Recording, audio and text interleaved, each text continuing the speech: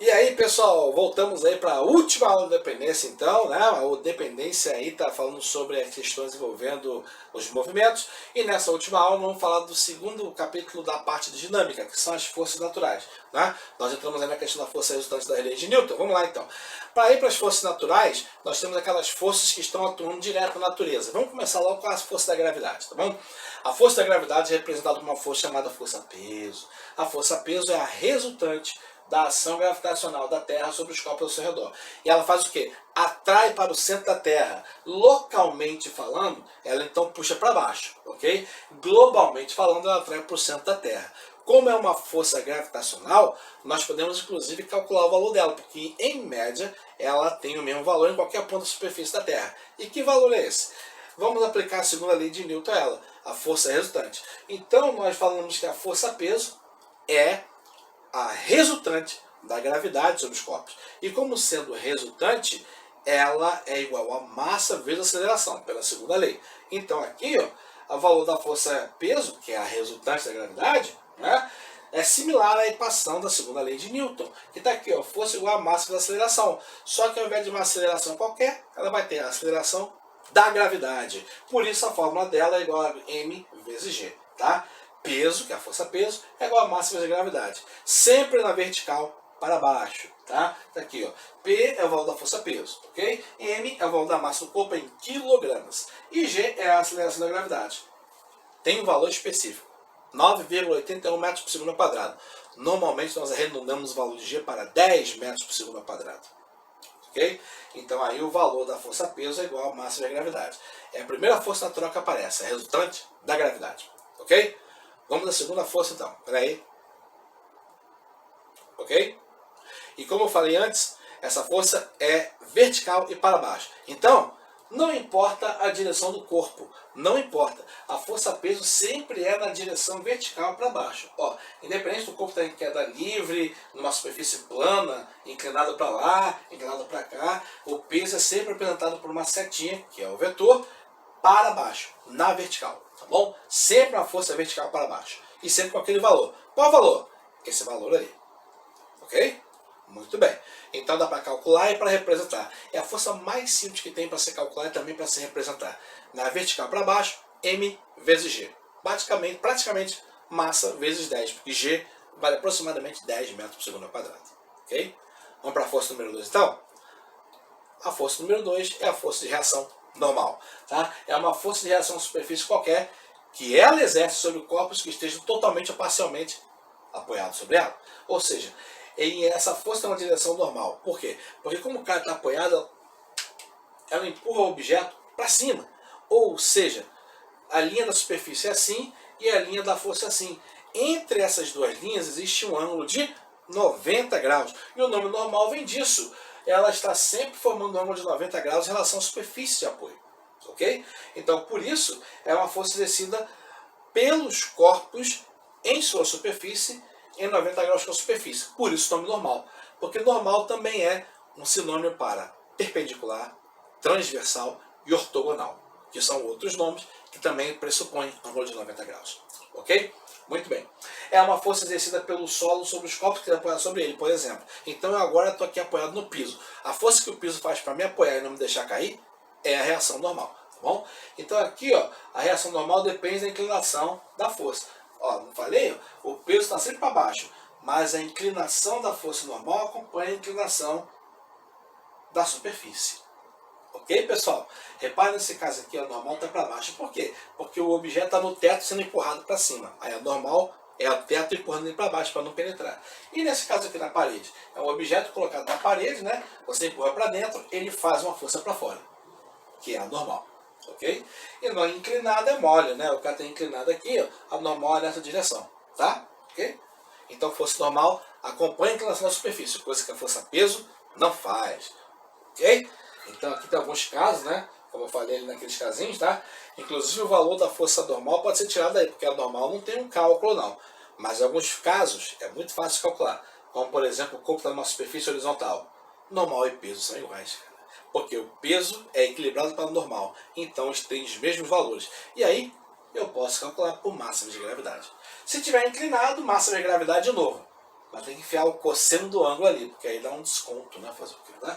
E se estiver sendo empurrado contra a parede? A força que faz para dentro da parede é igual à força que a normal faz. Então a força normal e a força que faz sobre o corpo para empurrar ele contra a parede são iguais nesse caso. Tá bom? Força de atrito talvez seja a mais complexa dessas forças naturais. A força de atrito aparece porque existe o contato de superfícies sólidas e ela se opõe ao movimento, tá? Por causa das rugosidades microscópicas entre essas duas superfícies. Tá? Ela é inerente ao contato de superfície. Cada corpo é sobre o outro essa força. E por causa disso, ela tem sentido paralelo à linha da superfície. Ela é de natureza eletromagnética e depende do tipo de superfície. Tá? Madeira com concreto é uma força. Concreto com aço é outra coisa. Madeira com vidro é outra força. Depende das superfícies em contato. Tá bom? E aqui aparece a força de atrito sempre contrária ao movimento. Ok, pessoal? Então aqui é exemplo de ocorrência de atrito nos esportes. Olha lá, o carro. O atrito é que mantém o carro dentro da curva. Correto? Atrito é que permite que a gente ande e corra. Porque aí o chão empurra para... a gente empurra o chão para trás, o chão empurra a gente para frente, aplicando força de atrito. E por isso que a gente vai. Tá? Olha aqui, ó. O cara queimando borracha, né? Então, também tem a ver com atrito aqui. E até as meninas aqui, ó, fazendo exercício na barra, elas só conseguem segurar na barra ali porque tem atrito entre as mãos e a barra. Tanto é que algumas delas, acho que todas elas, né, antes de segurar na barra, lá jogam um pozinho na mão para aumentar ainda mais o atrito e a segurança que elas vão ter na hora das manobras ali. E aí, então, podemos passar para o outro ponto aqui, que é o seguinte. Dependendo do estado de movimento, a força de atrito muda, tá? Então a força de atrito entre sólidos pode ter dois momentos em que se apresenta com intensidades diferentes, vamos dizer assim. Uma delas é a força de atrito estática, quando o objeto está prestes, quase a entrar em movimento, mas ainda não entrou. Por quê? Porque a força de atrito impede. Então quando você empurra o objeto, ele não sai do lugar, porque a força de atrito impede. Nesse caso é atrito estático. E esse atrito estático tem um limite. Se você empurrar com mais força, aquele objeto vai sair do lugar, porque ela tem um limite máximo. E aí, a partir do movimento que o objeto já entrou em movimento, a partir desse momento, a força de atrito passa a ser cinética. E aí, a força de atrito cinética tem valor constante.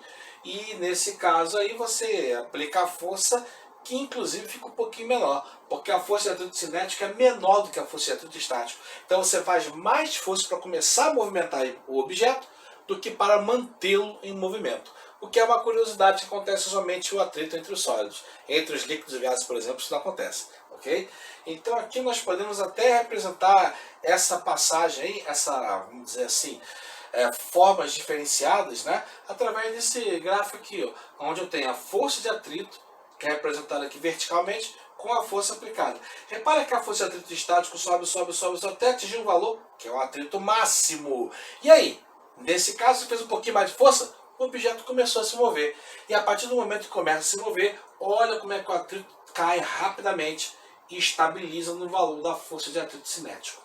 Esse valor é constante. Tá vendo? Então atinge o valor máximo e cai um pouquinho. Tá? Então você faz mais força para começar a movimentar o objeto do que depois que ele começou a se mover para mantê-lo em movimento. Porque é uma característica da força de atrito. Atinge o valor máximo e depois estabilizando o valor mais baixo quando há um movimento começado. Esquisito, né? Coisa da natureza fazer o quê? Tá bom? Isso aqui embaixo eu expliquei o que eu acabei de falar. Então deixa eu passar para o próximo slide aqui, porque a letra está muito pequenininha, tá? Última força natural que eu gostaria de comentar com vocês é a força de atrito entre gás e um objeto sólido que atravessa ele. No caso nosso, nós vamos falar especificamente do gás ar, ok? Que na verdade é uma mistura de gases, tá bom? Por quê? É o gás que nos cerca. Então nós vamos tratar essa força como se fosse força de resistência do ar. Mas tudo que eu vou falar aqui também serve para outros gases. Ok? Então, na força de resistência do ar, um corpo que se move através do ar sofre por parte do ar uma resistência, quer dizer, uma força contrária ao movimento. Especialmente percursos muito longos ou em movimento com altas velocidades. Por quê? Porque aí, né, imagina você andando, você pedalando, né?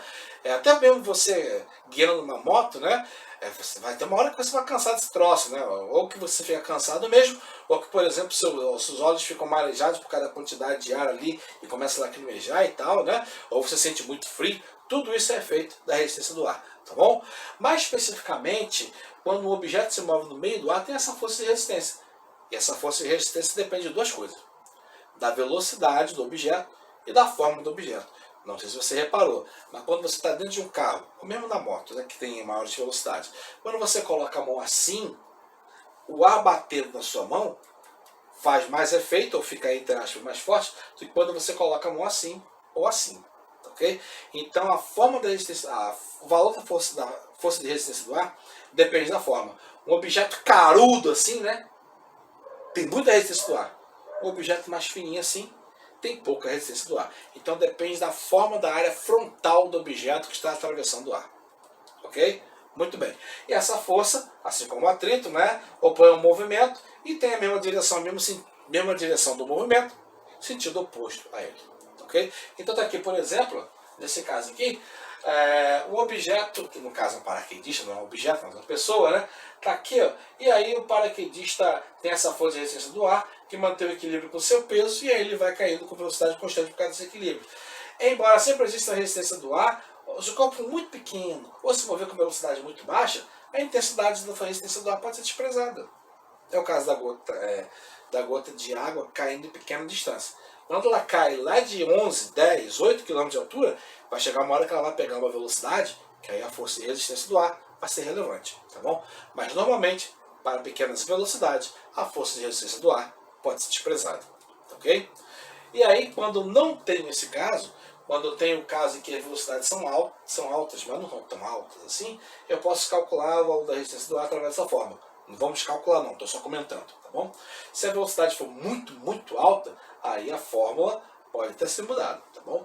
Vetorialmente ela tem um sinal negativo, que é para dizer que é contrária à velocidade, mas se o valor numérico é a única coisa que nos interessa, então módulo da força da resistência do ar, tá vendo? Tem positivo, tem proporcionalidade com o módulo da velocidade, ou seja, é proporcional à velocidade, tá bom? A constante K aqui é aquela constante que representa a dependência da forma do objeto, tá bom, pessoal?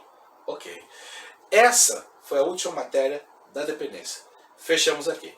Então, para cada aula de dependência, foram 6, tem um exercíciozinho que eu passei para vocês, fácil de fazer, passa lá, pega, faz e me devolve. Tá bom, pessoal? Porque aí vai gerar a sua nota. É isso, pessoal, a dependência, falou? Eu vou então encerrar por aqui. Obrigado pela paciência e pela audiência. Tá bom?